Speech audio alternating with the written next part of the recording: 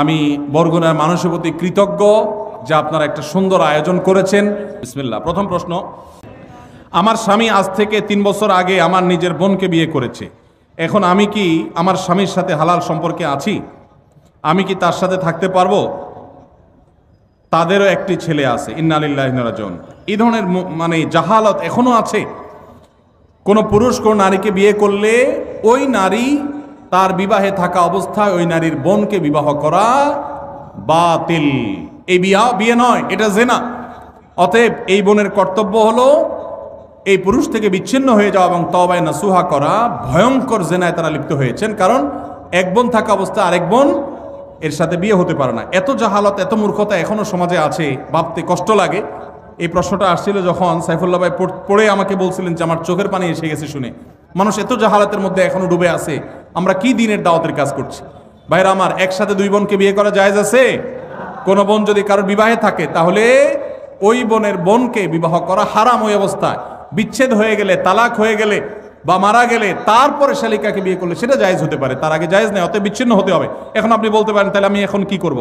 আল্লাহর উপর তাওয়াক্কুল করবেন, আল্লাহ তো রিজিকের মালিক। অনেক চাকরির ক্ষেত্রে দেখা যায়, যেমন ডিফেন্সের চাকরিতে নবী সাল্লাল্লাহু আলাইহি ওয়াসাল্লামের সুন্নাত দায়ী রাখার জন্য সিনিয়রের অনুমতি নিতে হয় এবং চাকরির বয়স কম, তাই অনুমতি দেয় না। এ বিষয়ে যৌক্তিকতা কি? দেখুন, ভারতে ডিফেন্সে আমরা দেখি শিখরা তাদের পাগড়ি পরে তারপরে সেখানে তারা ডিউটি করতে পারে। আমেরিকার মতো দেশে ধর্ম পালন করেও ডিফেন্সে চাকরি করতে পারে। আমাদের দেশে এই রকম অবস্থা তৈরি হয়েছে যে দীর্ঘদিন থেকে নিয়ে দায় রাখতে দেওয়া হতো না, মেয়েদের হিজাব করতে দেওয়া হতো না। একবার বিমানে একজন বিমানবালা আমার কাছে একটা অনুরোধ করলেন যে ভাই, মেহেরবানি করে আমরা যারা হিজাব করে ডিউটি পালন করতে চাই, যদিও বিমানবালার ডিউটি হিজাব করে পালন করেও শরীয়ত মতো পর্দা করা কঠিন, বাকি জেনারেলি অন্যান্য ক্ষেত্রেও মেয়েদের যেন পর্দার সাথে করতে পারেন, তারা অনুরোধ করেছেন। আলহামদুলিল্লাহ, আনন্দের বিষয় যে আমাদের বাংলাদেশ আর্মিতে এখন এই 2টা বিষয়ে আল্লাহর ফজলে অনুমতি পাওয়া গেছে। বিশেষ করে দায়ের বিষয়টাতে অনুমতি যে নিতে হয়, এটা ডিসিপ্লিনের জন্য। আমার মনে হয় এখানে একটা ড্রেস কোড থাকা উচিত একটা প্রতিষ্ঠানের। সেই হিসাবে ড্রেস কোড থাকবে, নর্মাল প্রসিডিউর থাকবে, কিন্তু অকারণে বয়স কম এই সমস্ত অজুহাতে যদি বাধা দেওয়া হয় তাহলে সেই সিস্টেমটা চেঞ্জ হওয়া উচিত। কারণ সাংবিধানিক অধিকার, যে কেউ তার ধর্ম পালন করতে পারে, সেই সুযোগ থাকা উচিত। আমি আশা করি যে সংশ্লিষ্ট মহল তারা এটা বিবেচনা করবেন বা দেখবেন। মানুষ মারা গেলে পাশে বসে কোরআন তেলাওয়াত ও খাবার আয়োজন করার বিধান কি? খাবার আয়োজন করার বিধান আমি বলেছি।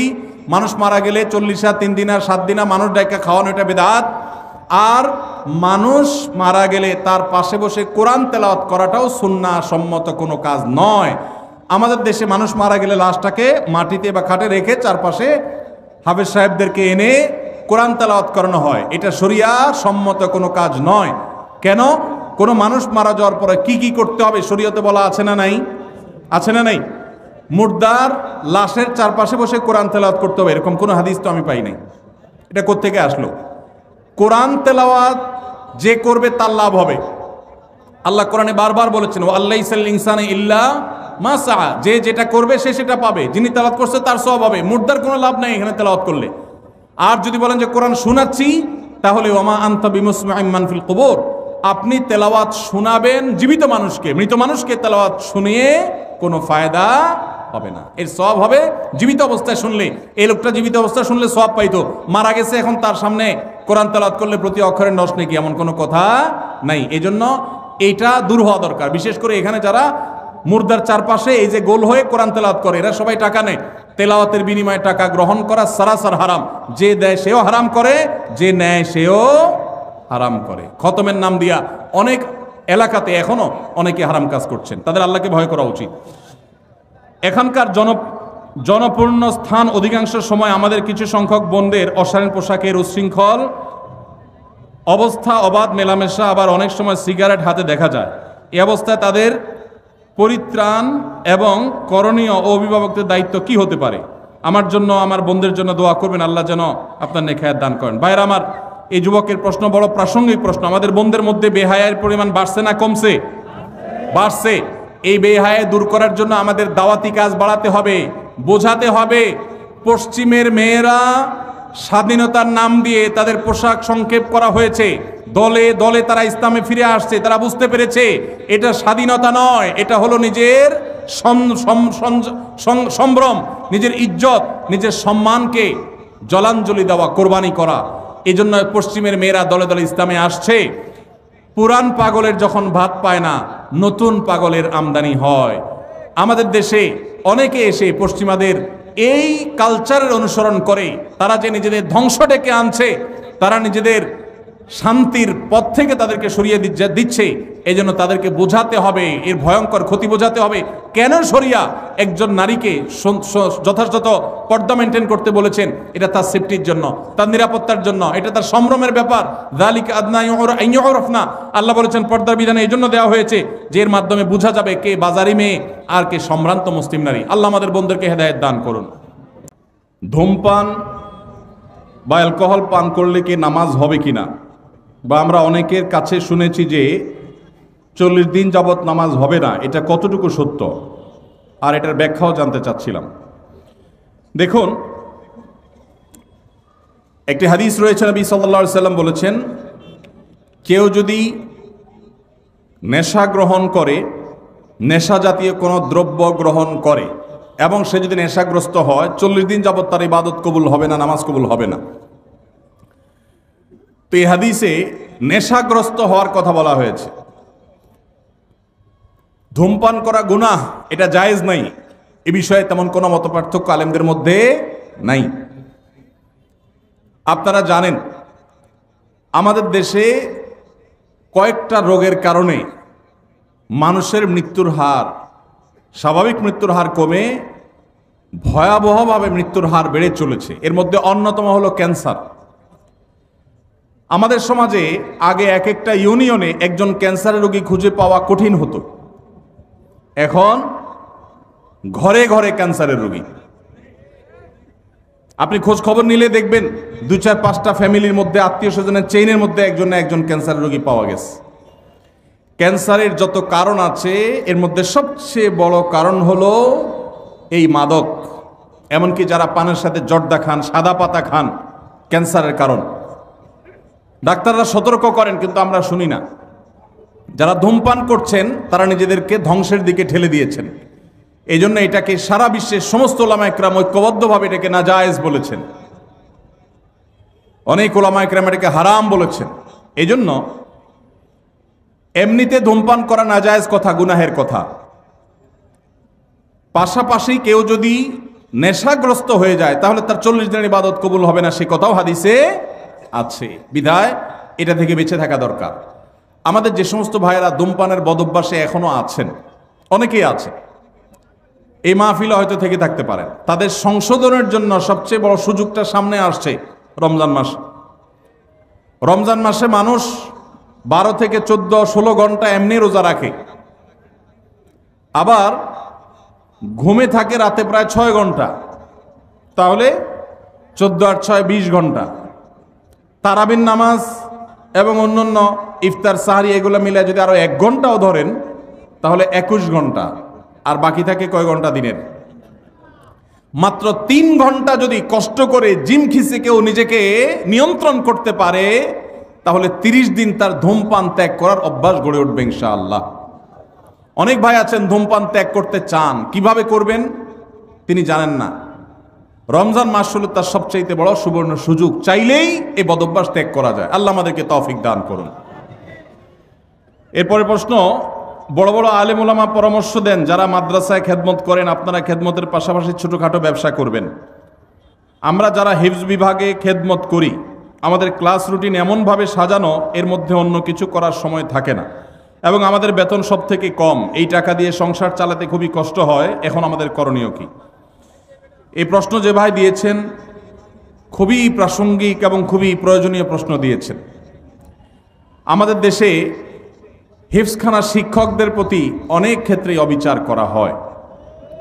এখানে অনেক মাদ্রাসার পরিচালক আমার ভাইয়েরা আছেন, ওলামা একরাম আছেন। বিনয়ের সাথে বলতে চাই, মাদ্রাসার সংখ্যা, ছাত্রের সংখ্যা না বাড়িয়ে আল্লাহর ওয়াস্তে করজোড় করে অনুরোধ করি কোয়ালিটি বাড়াবার চেষ্টা করেন। আস-সুন্নাহ ফাউন্ডেশনের তরফ থেকে আমরা চাইলে 2-10-20টা দাওরা হাদিস মাদ্রাসা আল্লাহর ফজলে 1 বছরে করে ফেলা কোনো ব্যাপার না। আমাদের একটা বাচ্চাদের মাদ্রাসা আছে, বাচ্চাদের, ঢাকা একটা ব্রাঞ্চ, কুমিল্লা একটা ব্রাঞ্চ। ঢাকায় 650 ছাত্র আছে। আমরা চাইলে ঢাকায় আল্লাহর ফজলে 5-10টা ব্রাঞ্চ খুলে ফেলতে পারি, কিন্তু আমরা খুলি নেই। কেন?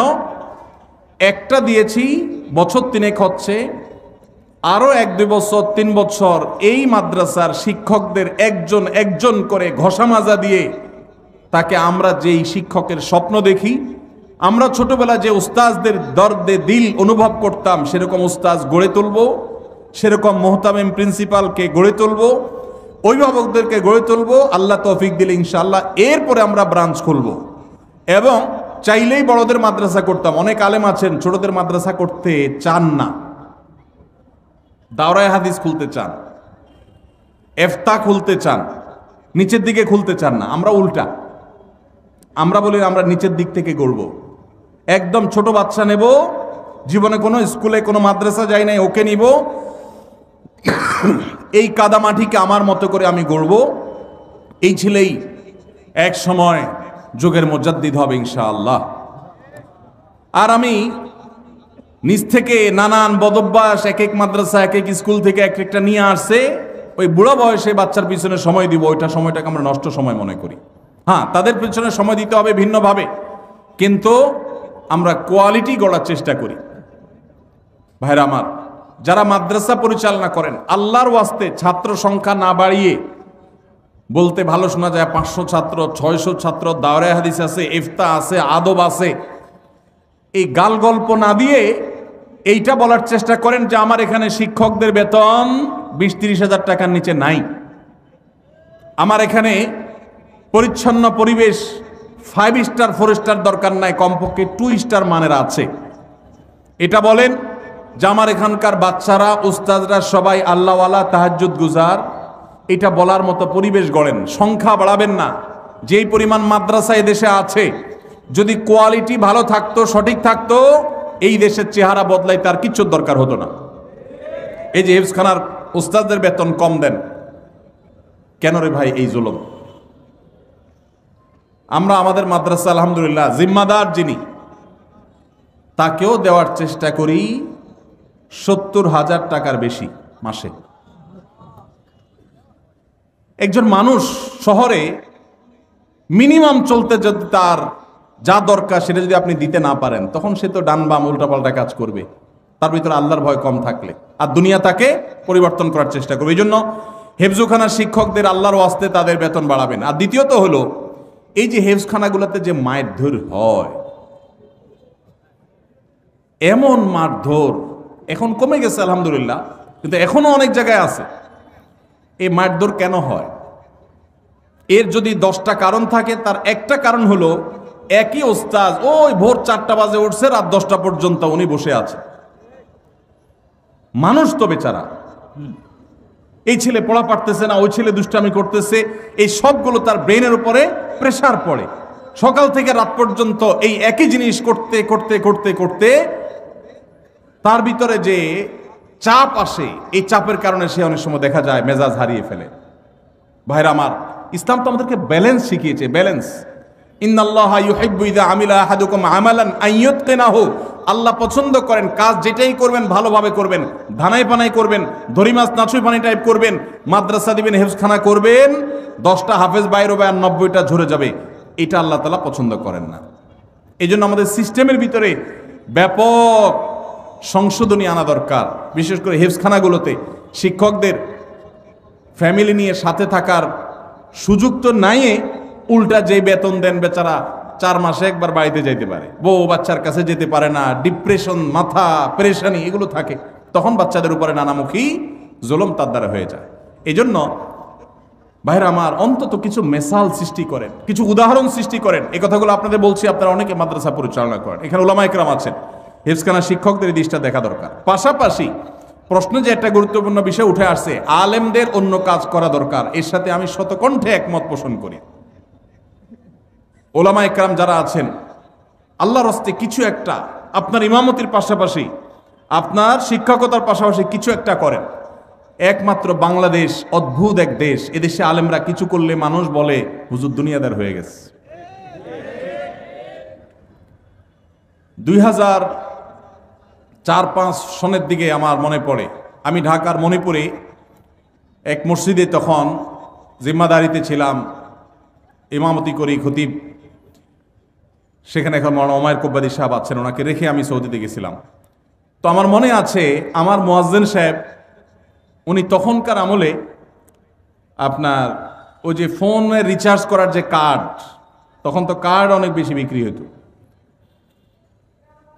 তখন এই কার্ডগুলোর ব্যবসা উনি শুরু করবেন, আমার সাথে পরামর্শ করলেন। আমি বললাম খুব ভালো কথা, দেদারসে শুরু করে দেন। কোন মুসল্লি যদি আপনার চোখের দিকে তাকায়, আমাকে দেখা দিবেন সেই মুসল্লিকে, তারা শায়েস্তা করার দায়িত্ব আমার। ওলামা একরাম তারা যদি তাদের দ্বীনি কাজের পাশাপাশি ব্যবসা বাণিজ্য করেন, দেশের জন্য ভালো না খারাপ?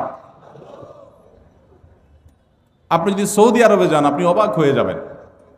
একজন ইমাম পাওয়া কঠিন হবে, শতকরা একজন ইমাম পাওয়া কঠিন হবে যে ইমাম শুধু ইমামতি করে। অদ্ভুত দেখ, শুধু বাংলাদেশ, আর কিছু করতে পারে না।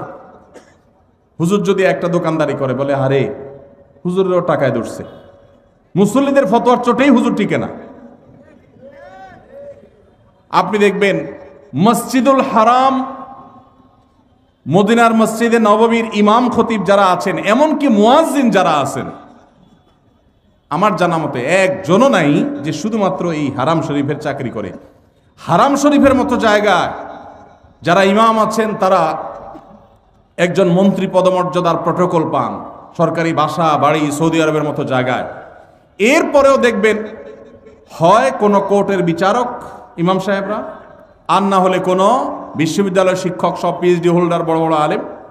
মুয়াজ্জিন সাহেবরা কোথাও না কোথাও চাকরি করেন। হারামের একজন মুয়াজ্জিনের অফিসে আমি সাক্ষাৎ করলাম বছর 2 আগে, আব্দুল্লাহ সাইফুল্লাহ সাথে ছিলেন আমার। ওনার অফিসে গেলাম, এক বাংলাদেশি বলল যে হারামের অমুক মুয়াজ্জিন সাহেবের অফিসে আমি টি বয়ের কাজ করি, আপনারা কি দেখা করবেন নাকি? আমি বললাম হারামের মুয়াজ্জিনের সাথে দেখা করা তো সৌভাগ্যের, চলেন যাই। গেলাম, যাই দেখি কোর্টে তিনি একটা টেবিল চেয়ার নিয়ে বসে কাজ করছেন, এটা চাকরি করতেছে। হারামের মুয়াজ্জিনই তো দূরের কথা, হারামের ঝাড়ুদারি করার সুযোগ পাইলে তো আমাদের দাপটে চলে বলতাম আবার চাকরি করে কে, দরকার আছে? হাদিয়ে খাই তো কুলাবো না।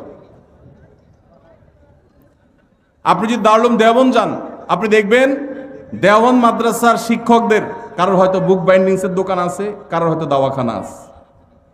আপনি পাকিস্তানে যান, দেখবেন যে এগুলো আছে। তারেক জামিল সাহেবের ওই যে কি এমটিজে, মৌলানা তারেক জামিল চেইন শপ করেছে।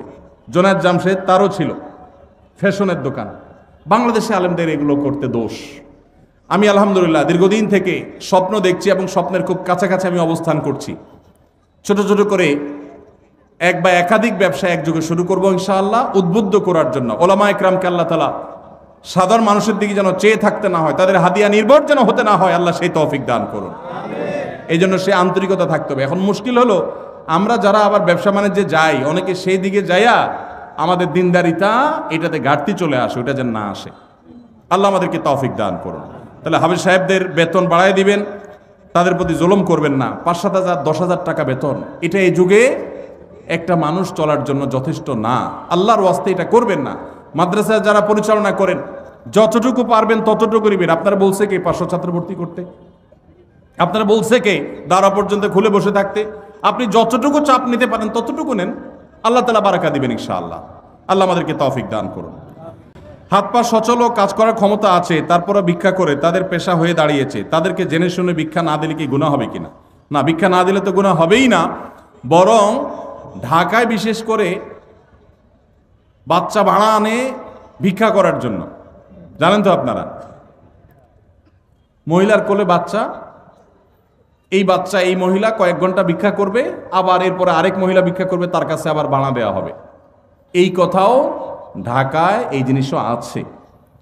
তো সেজন্য আপনার কাছে যদি মনে হয় কোনোটা পেশাদার ভিক্ষুক, ওইটার পেশা হলো ভিক্ষুক, আপাদমস্তক সুস্থ সবল মানুষ, কাজ করে না, সে ভিক্ষা করে, তাহলে তাকে ভিক্ষা যদি আপনি না দেন, এর কারণে গুনাহ তো হবেই না, বরং আপনি তাকে সম্ভব হলে নসিহা করে কোনো কাজের জন্য উদ্বুদ্ধ করবেন, এতে আপনার সওয়াব হবে ইনশাআল্লাহ। তবে ধমক দিবেন না। ও আম্মাস সাইলা ফালা তানহার, কেউ হাত বাড়ালে দিতে না পারলে বিদায় দিবেন, পারলে সুন্দরভাবে বিনম্রতার সাথে নসিহা করবেন, ধমক দিবেন না। ধমক দিতে আল্লাহ নিষেধ করেছেন, কারণ আপনি জানেন না তো যাকে আপনি মনে করছেন যে সে পেশাগত কারণে এটা করছে, হতে পারে সে আসলে অভাবী, তখন তার দিলের বদদোয়া পাবেন। এর জন্য ধমক দিবেন না, তবে বোঝানোর চেষ্টা করবেন। আল্লাহ আমাদের তৌফিক দান করুন। বিভিন্ন ইসলামী অনুষ্ঠান অর্থাৎ মাহফিলকে কেন্দ্র করে পাড়া মহল্লা এবং বিভিন্ন হাট বাজারে চাঁদা তুলে মাহফিলের আয়োজন করে, এটা ইসলাম কতটুকু সমর্থন করে? ভাইরা আমার, আপনারা করছেন নি? কিরকম করছেন? ফিতা দিয়া? মাশাআল্লাহ মাশাআল্লাহ, এটা একটা মেসালি মাহফিল। এই মাহফিল এটা হয় নাই, আল্লাহ শুকর। আমাদের যখন আমরা মাহফিল করতাম, এখন তো মাহফিল করি না আমি, যখন আমি মাহফিল করতাম আমার একটা ফর্ম ফিল আপ করতে হইতো। ওখানে 12-13টা শর্ত দেওয়া থাকতো, এর ভিতরে একটা হলো এইটা। আমরা লিখে দিতাম যে এই মাহফিলের টাকা কিভাবে জোগাড় হবে সেটা আমাদেরকে বোঝাতে হবে আগে।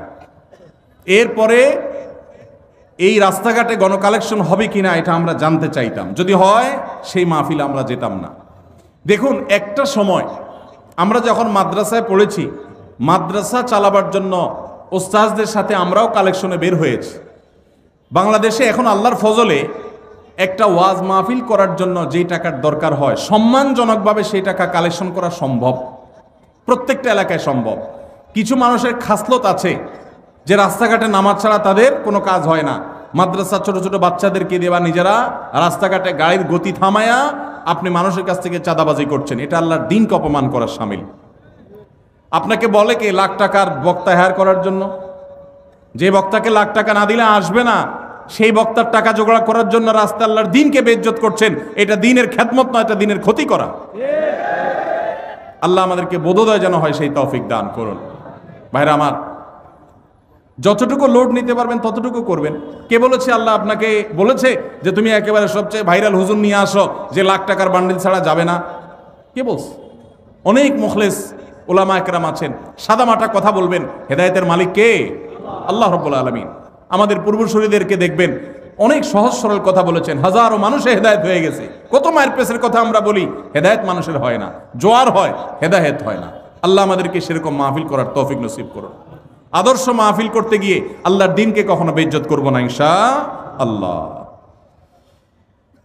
লাইলাতুন নিসফি মিন শাবান প্রচলিত শবে বরাত উপলক্ষে আমাদের করণীয় কি? বিশেষ করে এই রাতে মসজিদে ওয়াজ মাহফিল, দোয়া দরুদ, ইবাদত বন্দেগী এবং নানা ধরনের খানাদানার আয়োজন করা হয়। কোরআন সুন্নাহর আলোকে এগুলো ঠিক কিনা জানালে উপকৃত হব। ভাইরা আমার, লাইলাতুন নিসফি মিন শাবান, যেটাকে আমরা শবে বরাত বলি, এই লাইলাতুন নিসফি মিন শাবানে আল্লাহ তাআলা হিংসুক এবং মুশরিক ছাড়া বাকি মানুষদেরকে, বাকি মুসলমানদেরকে আল্লাহ তাআলা সাধারণ ক্ষমা ঘোষণা করেন মর্মে একটা হাদিস আছে। এছাড়া আরো বেশ কিছু হাদিস আছে যেগুলোর কোনো না অনেকগুলো সনদের মধ্যে কিছুটা দুর্বলতা আছে, কিন্তু মোটের পরে এ রাতের ফজিলত সুসাব্যস্ত এবং প্রমাণিত। কিন্তু এর মানে এই নয় যে এই রাতকে কেন্দ্র করে আমরা যা করি আমাদের দেশে তার সব সঠিক। আমাদের দেশে লাইলাতুল বরাতে মানুষের যে ভিড় মসজিদগুলোতে, এটা তো ভালো জিনিস যে মানুষ মসজিদে আসছে, কিন্তু অন্যদিন না এসে এই রাতে বেশি আসার কারণটা কি? লাইলাতুল কদর বেশি ফজিলতপূর্ণ নাকি এই রাত বেশি ফজিলতপূর্ণ? লাইলাতুল কদরের সাথে কোনো তুলনা চলবে? সেই রাতে মানুষ কি এত বেশি ইবাদতের চেষ্টা করে? তাহলে এই রাতে এত বেশি চেষ্টার রহস্যটা কোথায়? রহস্য হলো আমাদের দেশে মানুষ মনে করে যে এই রাতে ভাগ্য ঠিক হয়, অতএব সারা বছর যাই করি না করি এই একটা রাত মসজিদে গিয়া আল্লাহ বিল্লাহ করে যদি সারা বছরের ভাগ্যটা ঠিকঠাক করা যায়, এরপর আর মসজিদে যায় কেনা। এই চালাকি করলে কি ভাগ্য ঠিক হয়ে যাবে? ভাইরা আমার, লাইলাতুন নিসফি মিন শাবানকে কেন্দ্র করে বহুবিধ বিদআত, বহুবিধ বাড়াবাড়ি, বহুবিধ কুসংস্কার আমাদের সমাজে আছে। এক সময় তো প্রচুর পরিমাণ পটকা ফুটাফাটি চলতো। আলহামদুলিল্লাহ, প্রশাসনের ভাইয়েরা প্রতি বছর নিষেধাজ্ঞা আরোপ করেন এবং এটা অনেকটা কমেছে, যেটা আমাদের নিরাপত্তা হুমকির মধ্যে আমাদেরকে ফেলে। দ্বীনের নামে আমরা কখনো সেগুলো করতে পারি না। অনেক মসজিদে আলোকসজ্জা করা হয়। আলোকসজ্জা তো আপনি এমনিই করেন সারা বছর, কিন্তু এই রাতকে কেন্দ্র করে আলাদা করে আলোকসজ্জা করা, এই রাতকে কেন্দ্র করে ওই যে হালুয়া রুটি খাওয়ার একটা ব্যাপার এখনো আমাদের দেশে কোথাও কোথাও আছে। অনেকে মনে করে নবীজির দাঁত মোবারক শহীদ হয়েছেন উহুদের ময়দানে, তো তিনি হালুয়া খাইছেন, সেজন্য আমরা ভালো দাঁতে হালুয়া খাই। নবীজির দাঁত ভাঙে হালুয়া খাইছেন, আমাদের আস্ত দাঁতে আমরা কি খাই? হালুয়া খাই। আপনার বাপের ঠ্যাং ভেঙে গেছে, উনি একটা লাঠি দিয়া খোড়ায় খোড়ায় হাঁটে, আপনার আস্ত ভালো দুইটা ঠ্যাং আছে, আপনি বাপের মহব্বতে বলছেন বাবা তোমার পাওটা ভেঙে গেছে, সেই মহব্বতে আমি আমার ভালো পাও নিয়ে লাঠি দিয়ে আমি খোড়ায় খোড়ায় হাঁটতেছি। কি বলেন? বাপ খুশি হবে? খুশি হবে? বলবে এটা তো বেয়াদবি, তামাশা করতেছো আমার সাথে, আমার ভেঙাইতেছ। নবীজি সাল্লাল্লাহু আলাইহি সাল্লাম দাঁত মোবারক শহীদ হয়েছে বাতিলের বিরুদ্ধে জিহাদ করতে গিয়ে। আপনি বাতিলের সাথে আঁতাত করবেন আর হালুয়া খায়া নবীজির সুন্নত আদায় করবেন, এর চেয়ে বড় হাস্যকর জিনিস আর হতে পারে না। অতএব সব ধরনের বাড়াবাড়ি কুসংস্কার আমাদের বন্ধ করতে হবে।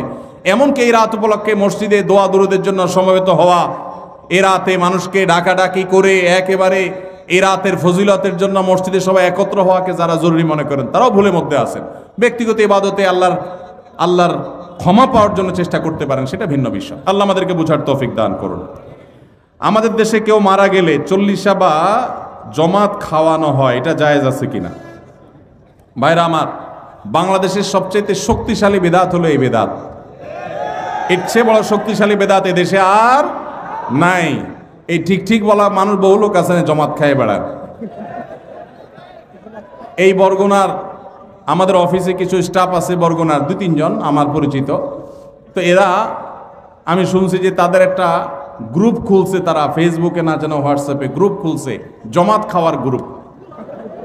কোথায় কখন কে মরে, কোথায় কার মরার খাওয়ান হয়, ওই গ্রুপে জানাই দিলে সবাই দলে দলে সেখানে চলে যায়।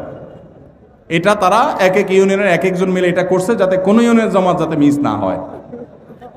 তো ভাই, এটা হলো সবচেয়ে শক্তিশালী বিদাত। কেন? আমি একটা কথা প্রায় বলি, আপনি গুগলে গিয়ে, সবার হাতে হাতে এখন আজকাল মোবাইল আছে, স্মার্টফোন আছে, গুগলে গিয়া শ্রাদ্ধ লিখে সার্চ দিবেন, তালিবেশ্বর রফালা আকার দয়ের পিঠে বড় ধ, শ্রাদ্ধ। শ্রাদ্ধ লিখে যদি আপনি সার্চ দেন, আপনি দেখবেন সার্চের যে রেজাল্ট আসবে আপনার চোখ খুলে দিবে। কি? হিন্দুদের মধ্যে একটা ধারণা আছে, সেটা হলো যদি কোনো মানুষ মারা যায়, যে মারা যায় তার মৃত্যুর পর এলাকাবাসী আত্মীয় স্বজন সবাইকে দাওয়াত দিয়ে না খাওয়ানো হলে ওই লোক স্বর্গে সোনা দানা পায়, খাওন পায় না, সে না খায় কষ্ট করে। এই জন্য ওই লোকের জন্য যে খানা দানার আয়োজন করে ওই অনুষ্ঠানের নাম হলো শ্রাদ্ধ। ওইটার নাম কি ভাই? শ্রাদ্ধ। গুগল করে দেখেন, পেয়ে যাবেন হাতের কাছেই। আমাদের সাবকন্টিনেন্টে যেহেতু হিন্দু ভাইদের সাথে আমাদের সামাজিক সহাবস্থান আছে, তারা তাদের ধর্ম পালন করেন।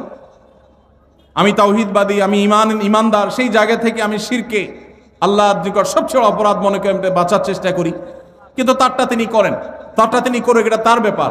কিন্তু তাদের সাথে মিশার ফলে তাদের অনেক সংস্কৃতি আমাদের মুসলমানদের মধ্যে চলে আসছে, আমরা টেরও পাই নাই। এই যে মানুষ মারা যাওয়ার পরে যে খাওয়ার অনুষ্ঠান মৃত ব্যক্তির ওয়ারিসদের উপরে চাপানো হয়, এটা ওই শ্রাদ্ধ থেকে এসেছে। এটা ইসলামে নাই। ইসলামে আছে উল্টাটা। উল্টা কি? একটা মানুষ মারা গেছেন, নবী সাল্লাল্লাহু আলাইহি সাল্লাম বলেছেন অমুক মারা গেছেন, তার পরিবারের লোকদের জন্য তোমরা খাবারের ব্যবস্থা করো। কেন? কারণ তাদের রান্না করার মতো মানসিক অবস্থা নাই। আমরাও সেটা করি, অবশ্য আপনারাও করেন। কেউ মারা গেলে তার আত্মীয় স্বজন, তার ছেলে মেয়ে বউ বাচ্চাদেরকে খাওয়ান দাওয়ান দেন, 2 দিন 3 দিন একটু খাওয়ান টাউন পাঠান, এরপরে 40 দিনের দিন সুদে আসলে একসাথে উঠায় নেন। কি বলেন? খাবার পাঠান গামলায় করে একটু, আর খাওয়ার সময় গোটা গরুটা খেয়ে ফেলেন এলাকার মানুষ। বাপ মারা গেছে, আপনি খুশি না বেজার? খুশি না বেজার? আপনার মা মারা গেছে, আপনি খুশি না বেজার? যদি বেজার হন, খাওয়ানোর যত অপশন আছে, খাওয়ানোর যত উপলক্ষ আছে মানুষ খাওয়ানোর, এটা খুশি হয়ে না বেজার হইয়া? যেমন মানুষ বিয়ে করছে, খুশির চোটে অলিমা খাওয়ায়, এটা সুন্নাত। কারোর বাচ্চা হয়েছে, খুশি, এজন্য সে আকিকা খাওয়ায়। কারোর ছেলেটা পাস করছে, সে খুশি হয়েছে, আটার দলা খাওয়ায়, মিষ্টি খাওয়ায়। কিন্তু আপনার বাবা মারা গেছে, আপনার তো মনের কষ্ট। আপনি যেভাবে জিয়াফত দিচ্ছেন, আপনি যেভাবে মেজবানি খাওয়াচ্ছেন, এটা দেখে তো মনে হচ্ছে আপনি অনেক খুশি যে বাপটা চলে গেছে, এখন জমি জমার ভাগযোগগুলো আমরা পাবো। এই উসিলা সবাই খাওয়াই। আল্লাহ আমাদেরকে হেদায়েত দান করুন। শক্তভাবে এই বেদাত আমাদের সমাজ থেকে দূর করতে হবে ইনশাআল্লাহ। আমাদের সচেতন হতে হবে। আপনার বাবা মা মারা গেছেন, ওনাদের জন্য আপনি কি করবেন? দোয়া করবেন, ইস্তেগফার করবেন, চোখের পানি ফেলবেন, দান সাদাকা করবেন, মাদ্রাসা